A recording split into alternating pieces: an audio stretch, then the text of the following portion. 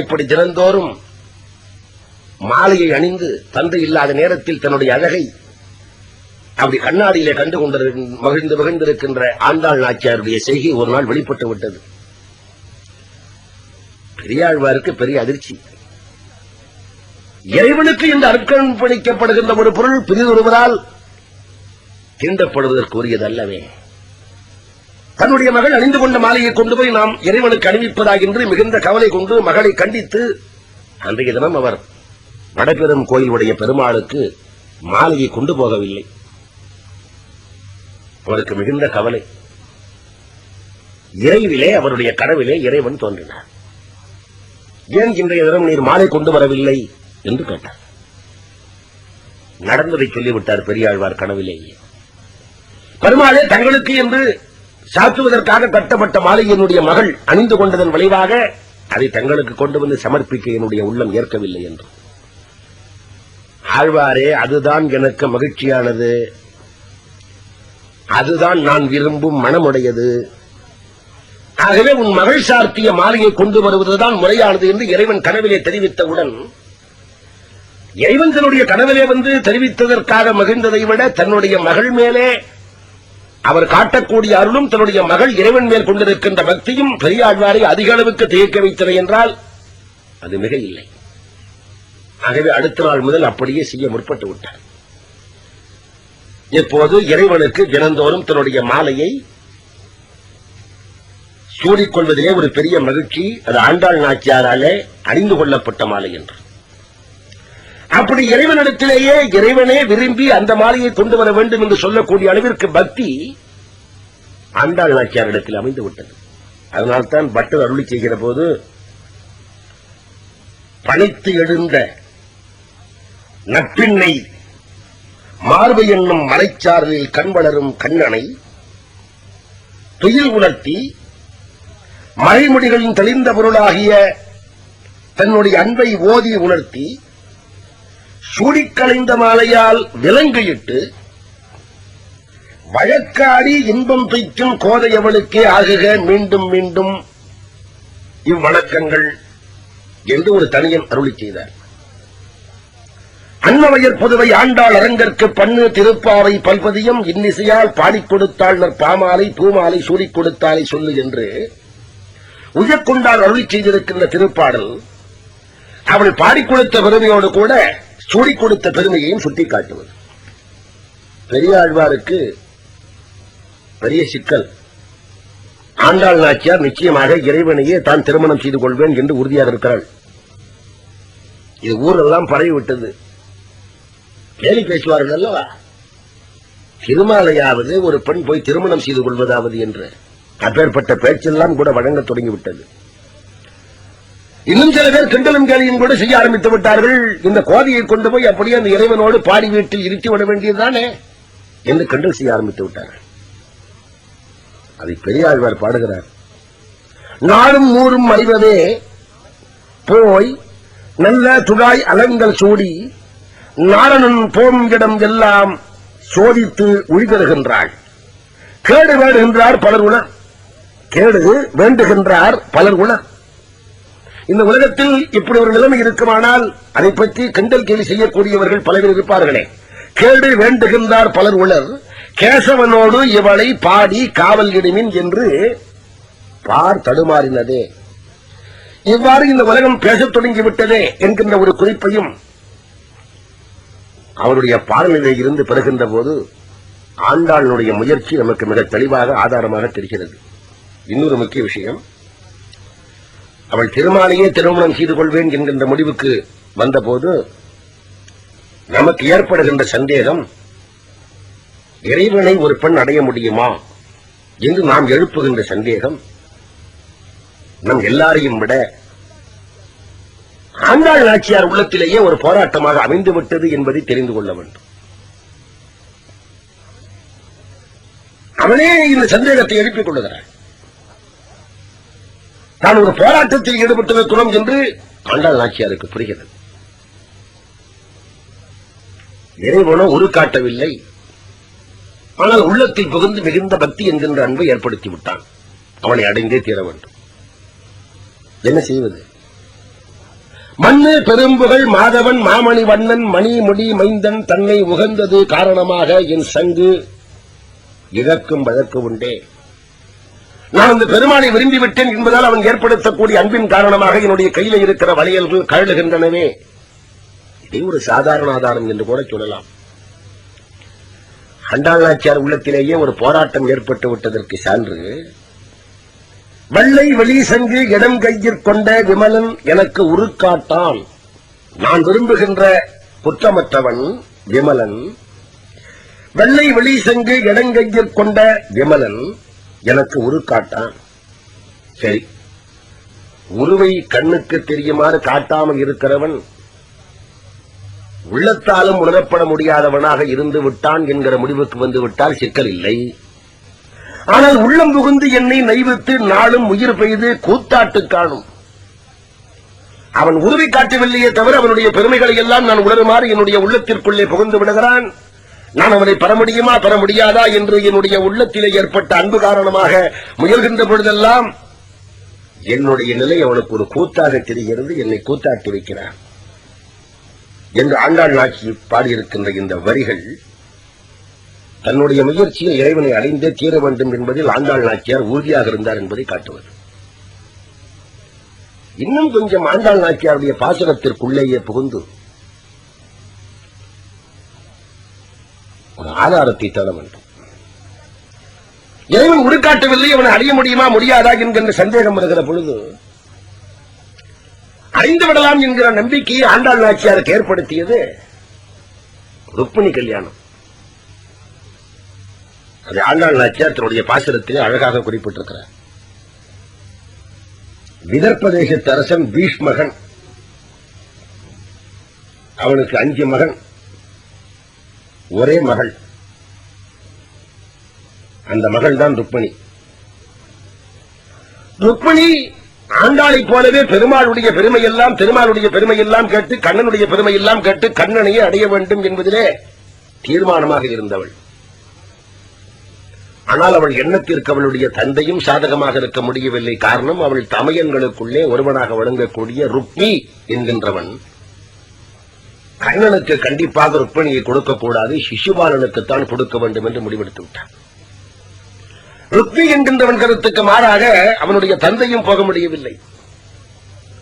ருக்மிணி தன்னுடைய உள்ள கருத்தை எல்லாம் பாடல்களாக எழுதி ஒரு அந்தணன் மூலமாக கண்ணபிரானுக்கு கொடுத்து அனுப்புகிறாள். எப்படியும் நிச்சயம் கண்ணன் வந்து தன்னை ஏற்றுக்கொண்டு விடுவான் என்ற நம்பிக்கை. ஆனால் சூழ்நிலை அப்படி சாதகமாக இல்லை. சிசுபாலனுக்கே கொடுப்பது என்று முடிவு செய்து திருமண ஏற்பாடுகள் எல்லாம் முடிந்துவிட்டன. திருமணத்துக்கு முன்னாலே மணமகள் தேவி வணக்கம் என்கிற வணக்கத்தை செய்வது வழக்கம். அந்த வணக்கத்துக்கு தான் செல்லுகின்ற காலத்தில் தன்னை வந்து கண்ணன் ஏற்றுக்கொள்வான் என்று ருக்மிணிக்கு ஒரு நம்பிக்கை. அப்படியே கண்ணபிரானும் பலராமனும் மற்றும் உள்ளவர்களும் அங்கே திருமணத்தை காணச் செல்லுகின்றவர்களைப் போல சென்றார்கள். அங்கே ருக்மிணியை கண்ணபிரான் மற்றவர்களோடு போராடி வென்றுவிட்டு கண்ணபிரான் ருக்மிணியை கவர்ந்து கொண்டு வந்தான். இது ருக்மிணி கல்யாணத்திலே நமக்கு இந்த இடத்தில் தேவைப்படுகின்ற பகுதி. சர்வ நிச்சயமாக கண்ணபிரான் தன்னை ஏற்றுக்கொள்வான் என்ற ருக்மிணி எண்ணியிருந்த எண்ணத்துக்கு கொஞ்சம் கூட ஊறு இல்லாத வகையில், குறை இல்லாத வகையில் தன்னுடைய சங்குலியை எழுப்பி மிகப்பெரிய போர் செய்து அவளை பெற்றுக்கொண்ட அந்த முறையிலேயே தன்னையும் ஏற்றுக்கொள்வான் இறைவன் என்ற எண்ணம் ஆண்டாள் நாச்சியாருக்கு இருந்தது. அதனால் 2 பேரை நினைவுபடுத்துகிறார். திருமால் என்கின்றவன் ருக்மிணியை பெறுவதற்கு சங்குலி எழுப்பி போர் செய்து அவளை பெற்றான். அதே திருமால் சீதையை பெறுவதற்கு வில் என்கின்ற ஒன்றிலே நான் ஒலி எழுப்பி அதன் விளைவாக பெற்றார். அந்த இருவருக்கும் காட்டிய பதவி தனக்கு காட்டுவான் நிச்சயமாக திருமால் என்ற நம்பிக்கை ஆண்டாளுக்கு. பூங்கள் திருமுகத்து ஊதிய சங்குலியும் சார்ந்தவில் நான் ஒலியும் தலை பெய்வது எங்கான்றுகொள். இங்கே சங்கொலி ருக்மிணி திருமணத்திலே நிகழ்த்தப்பட்டது, நான் ஒலி சீதையினுடைய திருமணத்திலே நிகழ்த்தப்பட்டது. இந்த இரண்டையும் எப்போது நான் எனக்கு உரியதாக பெறுவது என்று ஆண்டாள் பாடுகிறார். பூங்கொள் திருமுகத்து ஊதிய சங்குலியும் சார்ந்தவில் நான் ஒலியும் தலை பெய்து நீதான் இருக்கணும். மற்றொரு இடத்திலே பாடுகின்ற போது கண்ணாலம் கோடித்து கன்னி தன்னை கைப்பிடிப்பான் தென்னார்ந்திருந்த சிசுபாலன் தேசி அழித்து அண்ணாந்திருக்கவே அங்கவளை கைப்பிடித்த தென்னாளன் என்று ருக்மிணி கல்யாணத்தை தெளிவாகவே மேற்கோளாக காட்டி ஆண்டாள் நாச்சியார் பாடுகிறார். இந்த ஆதாரங்கள் எல்லாம் நம்மால் ஆராயப்பட வேண்டியதற்கு காரணம், பாருக்கு எழுந்து தன்னுடைய மார்பகங்கள் மானுடவர்க்கு என பேச்சுப்படில் வாழகினேன் கண்டாய் மன்மதனே என்று மிக தெளிவாக இருந்து அவனையே பெற வேண்டும் என்ற எண்ணம் ஆண்டாள் நாச்சியாருக்கு இருந்தது என்பதற்கான சான்றினை மிக தெளிவாக எடுத்து காட்டுவதற்கு இப்போது சூடிக் கொடுத்த சொல்லக்கூடியாக விளங்கக்கூடிய ஆண்டாளை திருமணம் செய்விக்க வேண்டுமே என்றவர் எண்ணியிருக்கிற பொழுது அவள் சூடி கலைந்த திருத்துழாயினுடைய பரிமளத்திலே விருப்பம் காணுகின்ற இறைவன்பால் எப்படி கொண்டு போய் அவளை சேர்ப்பிப்பது என்று எண்ணிக்கொண்டிருக்கிற நேரத்திலே ஒரு பெரிய போராட்டம் பெரியாழ்வார். தன்னுடைய மகள் திருமாலையே திருமணம் செய்து கொள்வேன் என்று சொல்லுகிறாளே, என்ன செய்வது என்று அவருக்கு ஒரு போராட்டம் எழுந்தது. இதற்கு கொஞ்சம் சரித்திர சார்ந்து தேவை என்றால் திவ்ய சூரி சரிதம் என்கின்ற நூலிலே ஆண்டாள் திருமண விஷயமாக பேசுவதற்கு பெரியாழ்வார் நம்மாழ்வாருடன் கலந்து பேசுவதற்கு திருக்குறுகூர் சென்றார் என்ற ஒரு குறிப்பு இருக்கிறது. ஆழ்வார்களுக்குள்ளே கால வைப்பினுடைய முறைப்படி இது பொருந்துமா என்ற கேள்வி எழலாம். ஆனால் கால வைப்பு கொஞ்சம் ஆராயத்தக்கதுதான். ஆண்டாள் நாச்சியாருடைய காலமே பெரியாழ்வாருடைய காலம். பெரியாழ்வார் கிபி 9ஆம் நூற்றாண்டின் அடிப்பகுதியில் வாழ்ந்தவர். ஆண்டாள் நாச்சியாருடைய காலமும் அதுதான். இன்னும் சொல்லப்போனால் தெளிவாக ஆண்டாள் நாச்சியார் காலத்தை சொல்ல வேண்டும் என்று சொன்னால் ஆண்டாள் நாச்சியாருடைய காலம் கிபி 855 என்று கூட வரையறுத்து சொல்லலாம். இல்லாவிட்டால் கிபி 885 என்பது இன்னும் பொருத்தமானது. அதற்கு ஒரு ஆதாரம் திருப்பாவை 13ஆம் பாடலில் பிள்ளைகள் எல்லோரும் பாவை களம் பொக்கார் வெள்ளி எழுந்தது வியாழம் உறங்கிற்று என்று வரக்கூடிய வரி. வெள்ளி என்கின்ற நட்சத்திரம் எழுந்தது, வியாழம் என்கின்ற நட்சத்திரம் உறங்கிற்று என்று சொல்வதை வைத்துக் கொண்டு நாம் ஆராய்ந்து பார்த்தால் நூற்றாண்டு வரிசையிலே 7ஆம் நூற்றாண்டிலே ஒரு முறை, 8ஆம் நூற்றாண்டிலே ஒரு முறை, 9ஆம் நூற்றாண்டிலே 2 முறை வெள்ளி எழுந்து வியாழம் உறங்கியிருக்கிறது. வானவியல் சாத்திரப்படி சரியாக கணக்கிட்டு சொன்னால் கிபி 7ஆம் நூற்றாண்டில், அதாவது கிபி 600 நவம்பர் மாதம் 27ஆம் தேதி 3:20 மணிக்கு வெள்ளி எழுந்து வியாழம் உறங்கிற்று. 8ஆம் நூற்றாண்டிலே, அதாவது கிபி 731 டிசம்பர் மாதம் 5ஆம் தேதி 3:50 மணிக்கு வெள்ளி எழுந்து வியாழம் உறங்கிற்று. கிபி 9ஆம் நூற்றாண்டில் 2 முறை நிகழ்ந்தது. அதாவது கிபி 885 ஒரு முறை, கிபி 886 ஒரு முறை. கிபி 886 டிசம்பர் மாதம் 14ஆம் தேதி 5:20 மணிக்கு வெள்ளி எழுந்து வியாழம் உறங்கிற்று. பெரியாழ்வார் காலம் 9ஆம் நூற்றாண்டு என்பதால் இந்த வரியை இணைத்து பார்க்கிற பொழுது சரியாக கிபி 885 ஆண்டாள் நாச்சியார் காலம் என்று கொள்ளலாம்.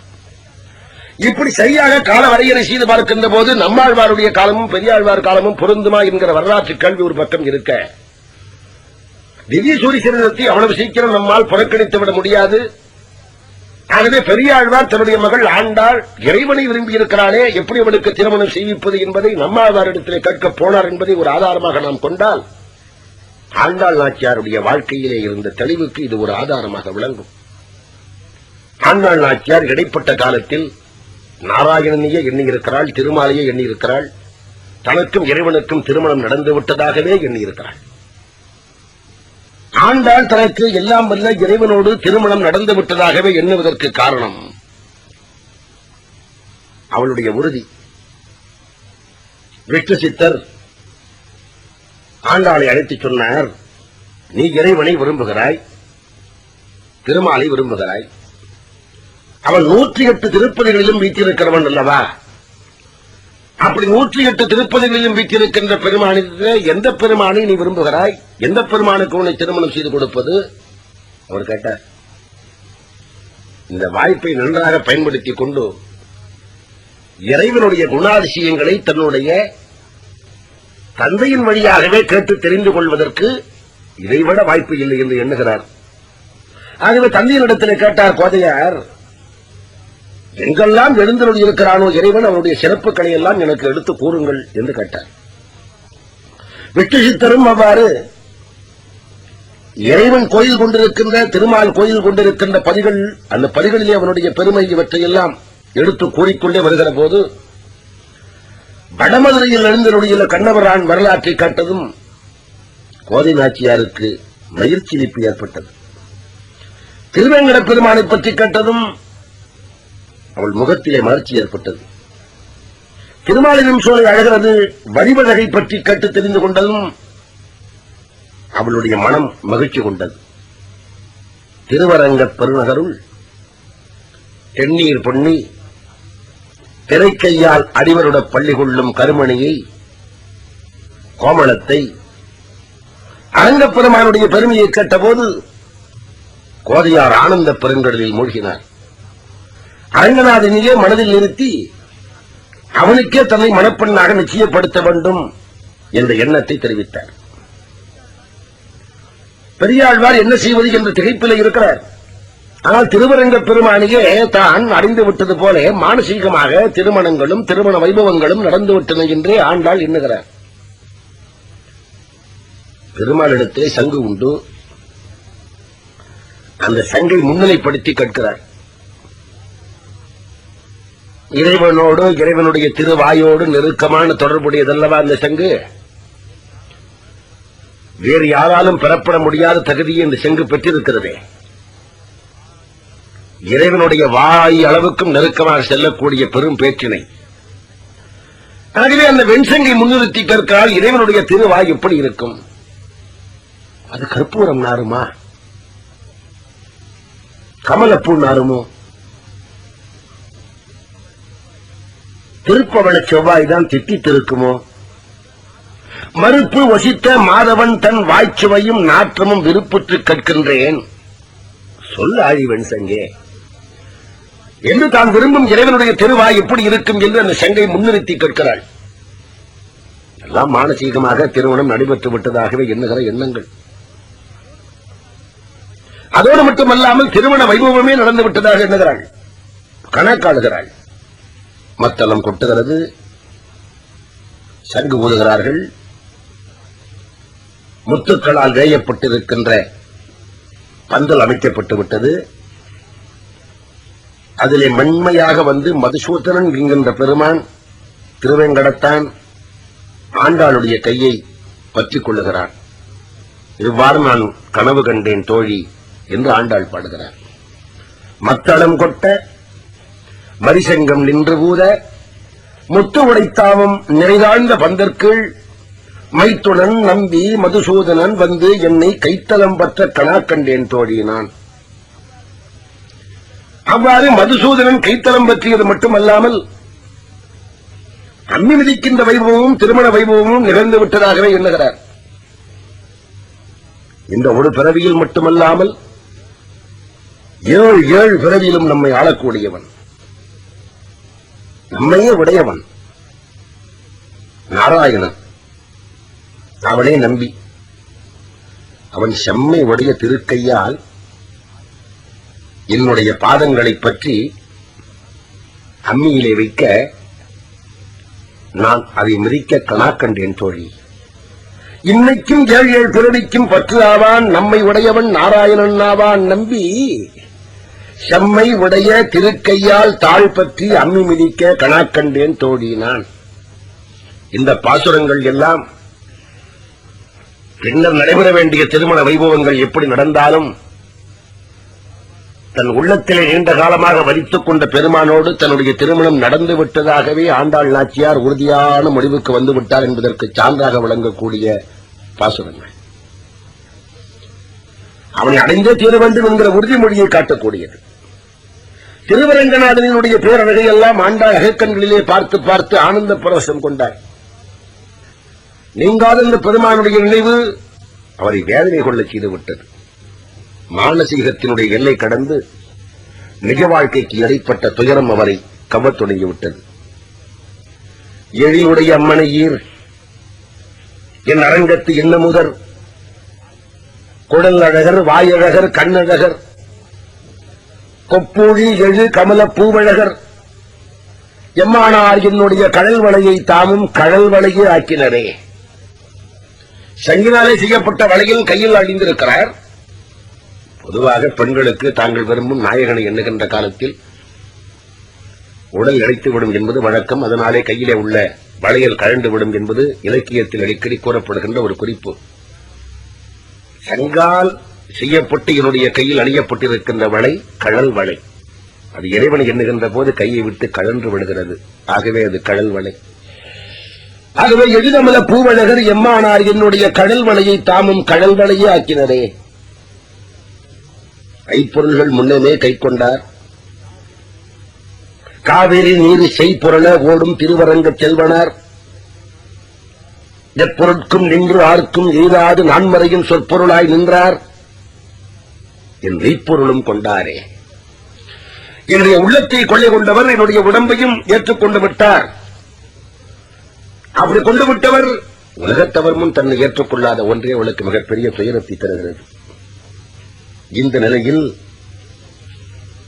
திருவரங்க பெருமானை உள்ளத்தில் கொண்டவர் நினைவில் உருகி கரைகின்ற நிலையை எண்ணி பட்டர்பிரானுக்கு வருத்தம். இந்த மங்கையை நம்முடைய பெருமான் திருமணம் செய்து கொள்ளக்கூடுமா? நான் என்ன செய்வேன் என்று வருந்திக் கொண்டிருக்கிற போது கனவிலே பெரியாழ்வாரே உம்முடைய திருமகளை கோயிலுக்கு அழைத்து வாரும், அவளை நாம் ஏற்றுக்கொள்வோம் என்று அருளி செய்தார் திருவரங்க பெருமான். இதை கேட்ட ஆழ்வாருக்கு எல்லையற்ற மனமகிழ்ச்சி. அவருக்கு இருந்த கவலையும் மறைந்தது. பிறகு கோயில் பரிவாரமாக விளங்கக்கூடியவர்கள் கடவிலும் செம்பெருமான் தோன்றி நீங்கள் கொடை மற்றும் உள்ள கவரி இசைக்கருவிகள் முதலில் சிறப்புக்குள்ள நமது ரத்தின பல்லக்கையும் கொண்டு ஸ்ரீவில்லிபுத்தூர் சென்று நம் விஷ்ணு சித்தர் திருச்செல்வி ஆண்டாளை அப்பல்லக்கில் அழைத்து வாருங்கள் என ஆணையிட்டார். அவர்களும் பரபரப்புடன் அவ்வாறே சென்று வில்லிபுத்தூர் வந்து விஷ்ணு சித்தரை வணங்கி பெருமாள் அருளிய கட்டளையை விண்ணப்பித்தார்கள். அவர் மிகுந்த மகிழ்ச்சி கொண்டு தான் தினந்தோறும் மாலை சாட்சி வணங்குகின்ற ஸ்ரீவில்லிபுத்தூரில் எழுந்தருளியிருக்கிற வடபெரும் கோயிலுடையானுடைய திருமுன்னர் விண்ணப்பித்துக் கொண்டு புறப்பட்டார். அவர் காலத்து பாண்டிய மன்னர் வல்லபதேவர் இச்செய்தியை கேட்டு பெருங்களிப்பில் மூழ்கினார். தாமும் உடனிருந்து இந்த திருமண விழாவை சிறப்புடன் நடத்தி வைக்க வேண்டும் என்று அவர் உள்ளம் விரும்பியது. எனவே அவர் தம் ஏவலாளர்கள் மற்றும் உள்ளவர்கள் எல்லோரும் புறப்பட வேண்டும் என்று கட்டளையிட்டு ஸ்ரீவில்லிபுத்தூருக்கும் திருவரங்கத்துக்கும் இடைப்பட்ட பகுதியை அழகுபடுத்துமாறு ஆணையிட்டார். இடைவெளி உள்ள பகுதி பூராவும் அழகுபடுத்தப்பட்டது. இறைவனது திருவருளை அவருடைய கட்டளையை வியந்து கொண்டே செல்கிறார் பட்டர்பிரான். ஆண்டாளை தோழிமார்கள் அழகு செய்தார்கள். புனித தீர்த்தத்தால் நீராட்டினார்கள். பொன்னாடை பட்டுடை ஒடுக்கினார்கள். தோழியர்கள் பக்கத்தில் வர ஆண்டாள் தனக்கே உரிய அழகு கோலத்தோடு பல்லக்கிலே ஏறி அமர்ந்து கொண்டு புறப்பட்டு வர ஆண்டாள் வந்தாள். சூடிக் கொடுத்த சுழற்படி வந்தாள். சுரும்பார் குழல் கோதி வந்தாள். திருப்பாவை பாடிய திருச்செல்வி வந்தாள். பட்டர்பிரான் பொழுது வந்தாள். பட்டர்பிரானோடும் வல்லபதேவரோடும் திருவரங்க பெருங்கோயிலுக்கு வந்து உதறி உடுத்த பட்டுச்சேலை உடையவளாக திரு அனந்தாழ்வான் என்கின்ற பள்ளி கொண்டிருக்கின்ற பெருமாளினுடைய பாம்பு செயலத்தின் மேலே காலை வைத்து அடுத்த கணம் இறைவனோடு இரண்டர கலந்து விட்டார். ஆண்டாள் நாச்சியாருடைய திருமண வைபவமாக கூறப்படுவது எல்லாம் வல்ல பெருமாளோடு ஐக்கியமானதைத்தான். உதறி கொடுத்த பட்டுச்சேலை உடையவளாக எம்பெருமானோடு அவள் அப்படி ஐக்கியமாகிவிட்டாள் என்பதே அவள் இறைவன் ஏற்றுக்கொண்டு விட்டதற்கு திருமணத்திற்கு சான்றாக விளங்குவது. இறைவனுடன் இரண்டர கலக்கின்ற தன்மைதான் அவள் விரும்பியது. அப்பேற்பட்ட மிகப்பெரிய செல்வத்தை பெற்றவள் ஆண்டாள். அதன் காரணமாகத்தான் இறைவனுக்கு பொது பெயர் ஆண்டான், ஆண்டவன். அப்படி எல்லா பொருள்களையும் ஆண்டு கொண்டிருக்கிற பெருமை படித்த ஆண்டாளாக விளங்கக்கூடிய இறைவனையே தன்னுடைய உள்ளத்து உறுதியினால் இவள் ஆண்டவள் என்பதால் இவள் ஆண்டாள் ஆகியிருக்கிறாள். கோதை ஆண்டாள் என்ற பெயர் பெற்றதற்கு காரணம் அதுதான். அப்படி இறைவனை பெற்ற அந்த ஆண்டாள் நாச்சியார் நமக்கெல்லாம் பயன் தருகின்ற வகையிலே திருவரங்கம், திருக்கண்ணபுரம், திருமாலிரும் சோலைமலை, ஸ்ரீவில்லிபுத்தூர், திருவேங்கடம், துவாரகை, வடமதுரை, திருவாய்ப்பாடி, திருப்பார்கடல் ஆகிய தலங்களைப் பற்றியெல்லாம் திவ்ய பிரபந்தத்திலே பல அருளிச் செயல்களை செய்து வழிகாட்டியிருக்கிறார். ஆண்டாள் நாச்சியார் பாடல்களை படிக்கின்ற பொழுது ஒரு உண்மையை நாம் தெரிந்து கொள்கிறோம். ஏனைய ஆழ்வார்களையும் விட ஆண்டாள் நாச்சியார் பாடலை இறைவனை அடைவதற்குள்ள வழிகளிலே அதிகப்படியான உறுதி தென்படுகிறது. காரணம், ஆண்டாள் நாச்சியாருக்கு இறைவன் பால் ஏற்பட்ட அன்பு பள்ளமடை. என்ன பள்ளமடை? மேட்டிலே இருந்து பள்ளத்தை நோக்கி தண்ணீர் வருவது போன்று அன்பு அவ்வளவு வேகமாக வருகிறது. காரணம், நாயகி நாயகனை அடைகின்ற காலத்திலே நாயகியினுடைய உள்ளத்திலே அன்பு எல்லையற்றதாக இருக்கும். ஏனைய ஆழ்வார்கள் இறைவனை பாடுகின்ற போது ஒரு ஆண் ஆணை பாடுகின்ற அன்புதான் இருக்க முடியும். ஆண்டாள் நாச்சியார் இறைவனை பாடுகின்ற போது ஒரு பெண் ஒரு நாயகனை விரும்புகின்ற நாயகி நாயகன் பாவத்தில் அமைந்திருப்பதால் பள்ளமடையாக இருப்பது இயற்கைதானே. ஆகவே இறைவனிடத்தில் அதிகமான பக்தி செலுத்த வேண்டும் என்று எண்ணுகின்ற நமக்கெல்லாம் ஒரு வழிகாட்டியாக ஆண்டாள் நாச்சியாருடைய பாசுரங்கள் விளங்குகின்றன. மார்கழி நோன்பு என்று நாம் பொதுவாக குறிக்கின்ற ஒன்றை பற்றி பாடியிருக்கின்றது ஆண்டாள் நாச்சியாருடைய திருப்பாவை. அதிலே நாராயணனே நமக்கே பறை தருவான் என்று சொல்லப்படுகின்ற பறை என்பது அவன் அருளை குறிப்பது, அவள் பெற்றது. ஆகவே ஆண்டாள் நாச்சியார் வழியில் நின்று நாமும் அதை பெற முடியும் என்பதை தெரிந்து கொள்ள வேண்டும். ஆகவே திருவாடி பூரத்து ஜெகத்துதித்தாள் பெருமையை பற்றி நாம் பாசுரங்கள் வழியாக தெரிந்து கொள்வோம். திருவாடி பூரத்து ஜெகத்துதித்தாள் வாழியே, திருப்பாவை 30 செப்பினாள் வாழியே, பெரியாழ்வார் பெற்றெடுத்த பெண் பிள்ளை வாழியே, பெரும்பூதூர் மாமுனிக்கு பின்னானாள் வாழியே, 143 உரைத்தாள் வாழியே, உயர் அரங்கற்கே கண்ணி உகந்தளித்தாள் வாழியே, மறுவாரம் திருமல்லி வளநாடி வாழியே, வன்புதுவை நகர்கோதை மலர்பாதங்கள் வாழியே. மானுடவர்கள் இறைவன்பால் தொடக்க காலத்திலே இருந்து மிகுந்த பக்தி கொண்டால் அவனை அடைய முடியும் என்பதற்கு சான்றாக விளங்குகின்றவள் ஆண்டாள் நாச்சியார்.